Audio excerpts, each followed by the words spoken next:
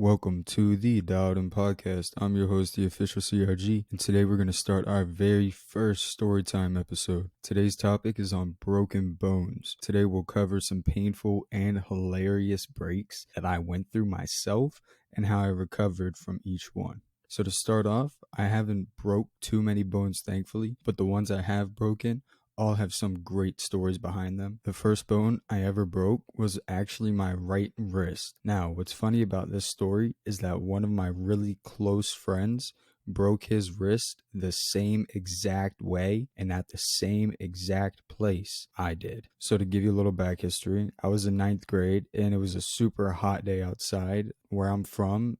Basically, the only thing to do is play basketball or drugs. So I met up with some friends and obviously went to go play basketball. That day felt really off for some reason. I don't know. I was probably in school, just wasn't a good day. But anyway, I thought nothing of it. So I went, we were playing basketball, sweating like crazy.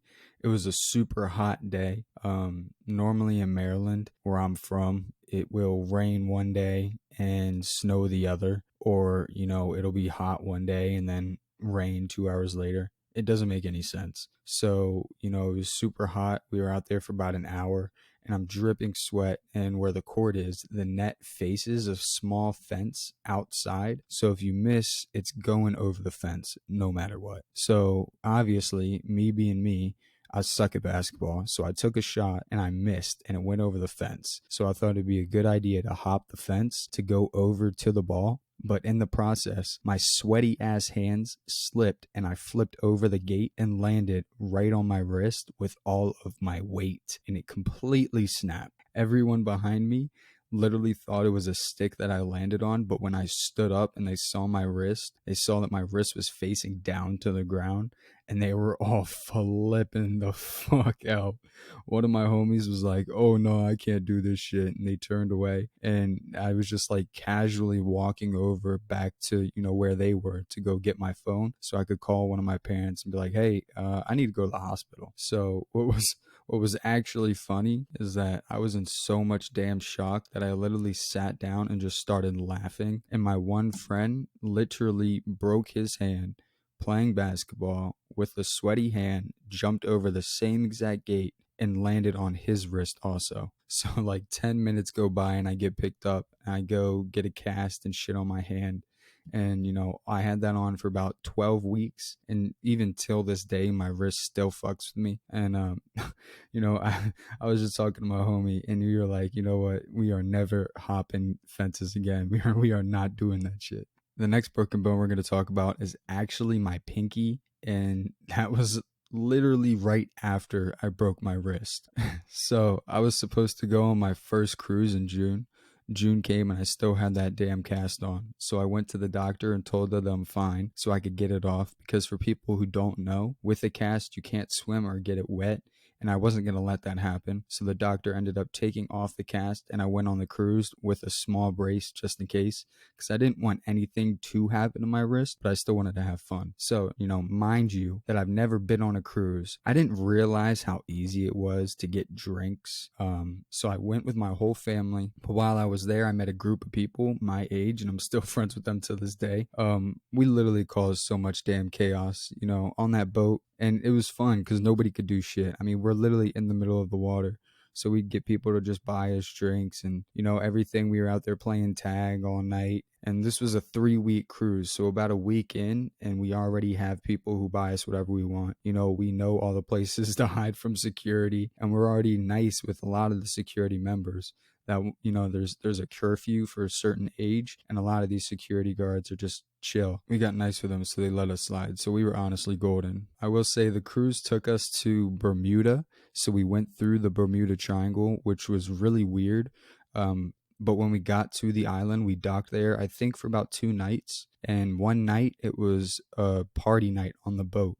And all drinks were half off, and we literally went crazy. And for some reason, there was this dickhead following this girl around.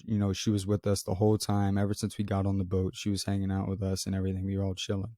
And he was following her around, and me being me thought it was a good idea to say something to him. And, we really just got into it. We got in back and forth arguing, and I found out that he's 20 years old. Now, mind you, I'm 16, so I was fucked no matter what. He was beating my ass. So my friends clearly saw that. So they broke it up. They broke up the argument. And, I was so upset. I was so mad at what he was saying and stuff like that and how he was disrespecting her. So I walked away and punched the first thing I saw, which was a solid wooden wall. Till this day, I can't tell you why I thought it was a good idea, but I put a small hole in the wall, and when I pulled my hand out, my pinky was damn near lodged back to my wrist, and I freaked out. I never even knew a pinky was capable of breaking like that, but when I broke it, I'm on the top floor of this cruise ship, and I'm all alone, and I feel like I'm gonna pass out.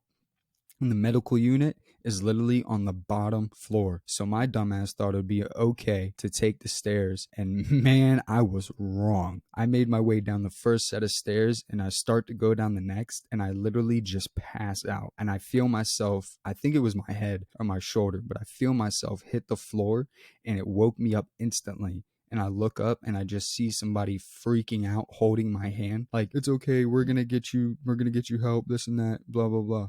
So they help me up and we slowly make our way down to the next 3 sets of stairs as this person is just screaming for help, trying to get anybody to get us down there quicker. And we got down to the last floor and I remember them putting me in a chair and then I was literally just out. I passed out again. And they said I was out for like 5 minutes. And when I woke up, I was literally in this like sketchy ass fucking room with all this doctor stuff. It looked like they just cleared out a closet and put some doctor equipment in it. And I had this lady looking at me.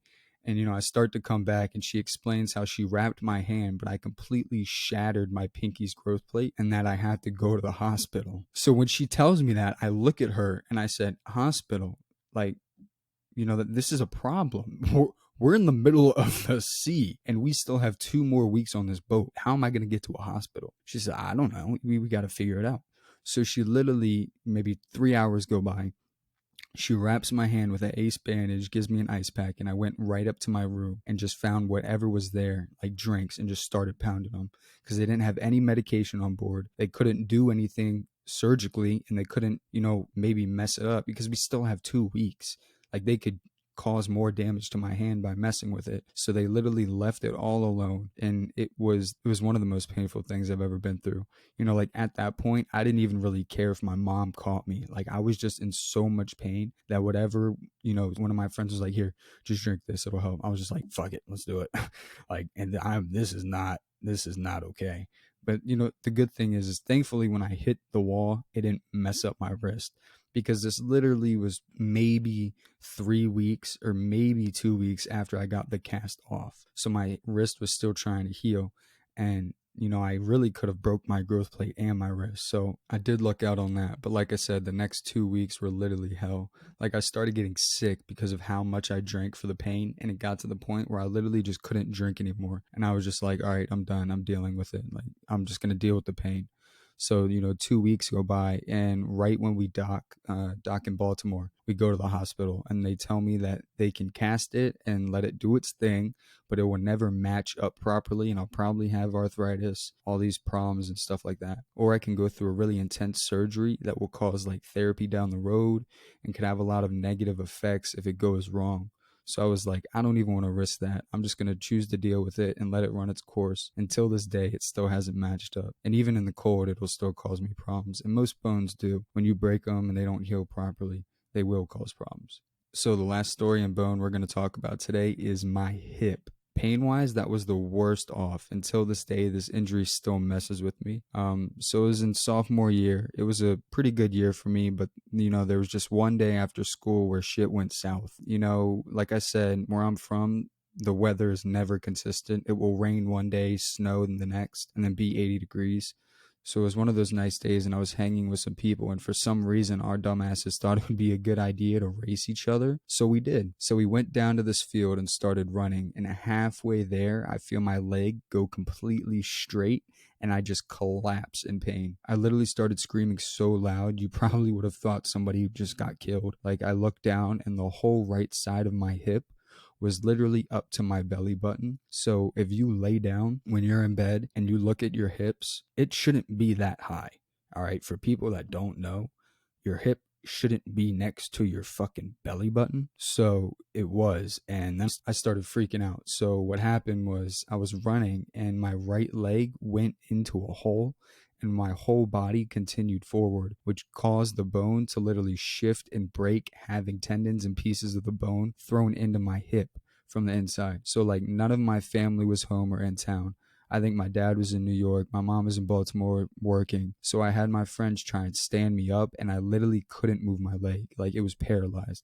So I started freaking out, thinking I did just paralyze myself. So I laid back down and called 911. So I was like, all right, nobody needs to get caught over stupid bullshit. I don't want anybody getting in trouble. So they all took off and I laid down and waited for the police and an ambulance to take me to the hospital because I physically couldn't move. The problem is that where I'm at, there are no roads. We were in a field. So all around me is just paths. There's no way for a police car to come to me or an ambulance. So they had to come find me and put me on a stretcher to go back to the road where the ambulance was. So they get me and literally told me that they have to try and reset it. I literally looked at this man, like man to man, eye to eye. I said, "What do you mean try? Just do it. Don't try. Reset my hip." So they grabbed my leg and reset it the best they could, but it was too swollen for them to really tell. So they were like, all right, we're not doing it anymore. So they loaded me up. I went to the hospital. At the hospital, my mom met me. She came from Baltimore. She saw my leg and literally just started freaking out. And I was in so much pain. I didn't even say much. Like I wanted to calm her down, but there wasn't much I could say. So I was in the hospital for maybe 3 hours and they were just like, all right, well, we can't really do much anymore. Here we go. So they sent me home with no medication.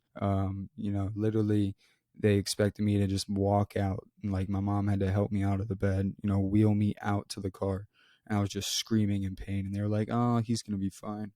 So we went to another doctor, and there I got put in a cast and crutches for damn near like 4 months because it was such a bad break.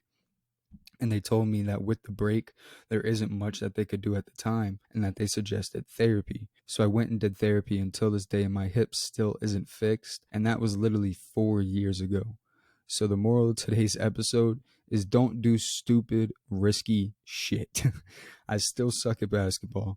My pinky doesn't match my fingers, and I have the hip of an 80-year-old man. So today's quote is going to be a little different. I saw this quote online and it literally matches perfect with what we're talking about.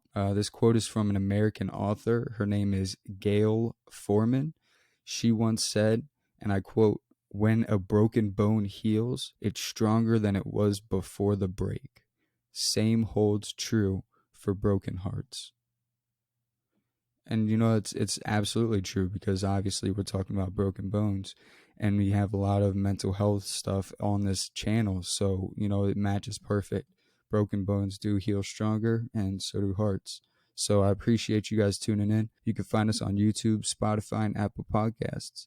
And with that being said, this is the Dialed In Podcast.